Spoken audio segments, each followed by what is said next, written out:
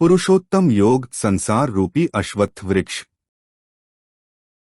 आचार्य सोमेश ने कक्षा में एक अत्यंत विशिष्ट और नवीन चित्र प्रदर्शित करते हुए कहा, प्रिय विद्यार्थियों, आज हम श्रीमद् भगवद गीता के 15वें अध्याय पुरुषोत्तम योग के विषय में चर्चा करेंगे। भगवान श्री कृष्ण ने इस संसार की तुलना एक विलक्षण अश्वत्थ वृक्ष से की है, जिसकी जड़ें ऊपर की ओर और शाखाएं नीचे की ओर स्थित हैं। वेदांत ने चकित होकर पूछा, आचार्य जी, क्या वास्तव में किसी वृक्ष की जड़ें आकाश में और टहनियां भूमि की ओर हो सकती हैं? यह तो अत्यंत विचित्र है।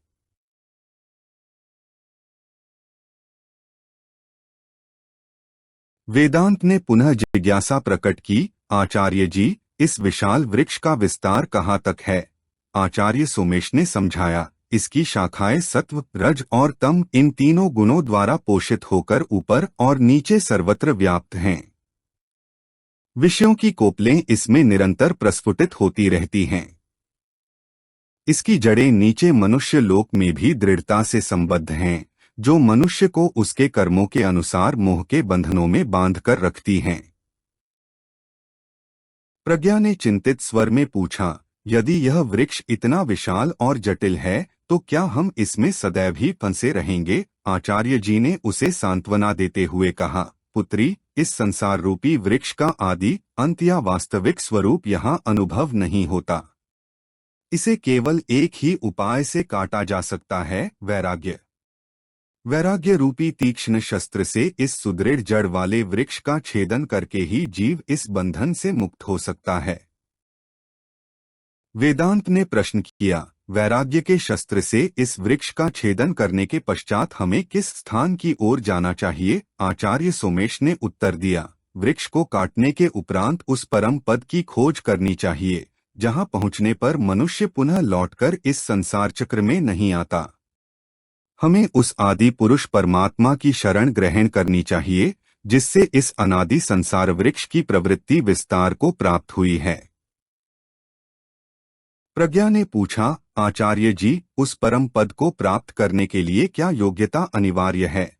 आचार्य जी ने स्पष्ट किया, जो मान और मोह से रहित हैं, जिन्होंने कुसंगति के दोष को जीत लिया है, जो निरंतर परमात्मा के ध्यान में स्थित रहते हैं और जिनकी समस्त कामनाएं शांत हो गई हैं, वे ही सुख दुख जैसे द्वंद्वों से मुक्त होकर उस अविनाशी परम पद को प्राप्त करते हैं। प्रज्ञा ने इन उत्तम गुणों को अपने जीवन में उतारने का संकल्प लिया।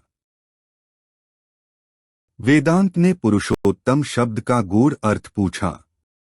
आचार्य सोमेश ने विस्तार पूर्वक बताया, संसार में दो प्रकार के पुरुष कहे गए हैं, क्षर विनाशशील शरीर और अक्षर अविनाशी जीवात्मा।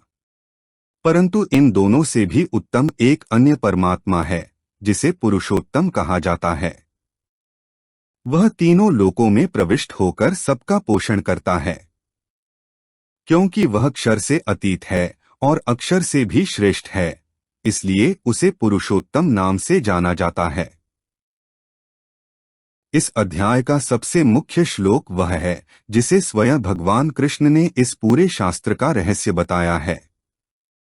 श्लोक 19, यो मामेवं सम्मूढ़ो जानाति पुरुषोत्तमम् स सर्वविद् भजति मां सर्वभावेन भारत।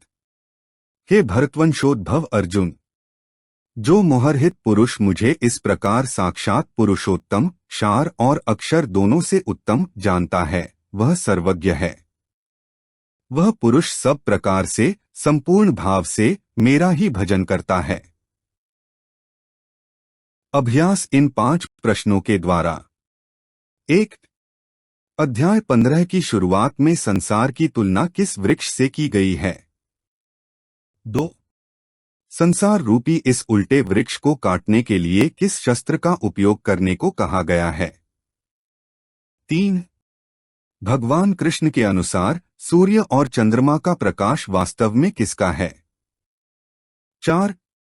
जीवात्मा एक शरीर छोड़कर दूसरे शरीर में जाते समय इंद्रियों को कैसे ले जाती है?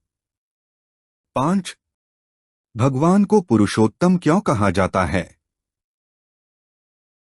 अंत में आचार्य सोमेश ने कहा, पुरुषोत्तम योग का ज्ञान प्राप्त कर मनुष्य का जीवन सार्थक हो जाता है। आप भी अपने जीवन में वैराग्य, स्वाध्याय और भक्ति को स्थान दें।